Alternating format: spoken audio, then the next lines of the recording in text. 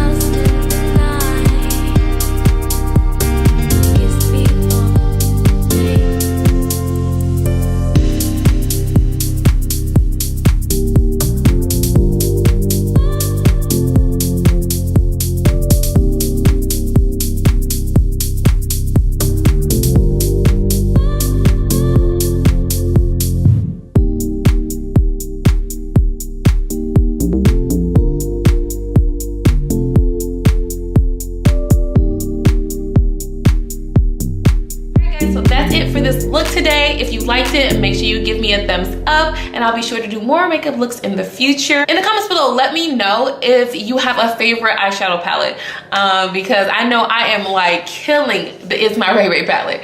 I make videos every Tuesday and Friday, and I would love to see you here every Tuesday and Friday. So make sure you subscribe so you can come back every Tuesday and Friday. So until then, I'll see you next time. Bye.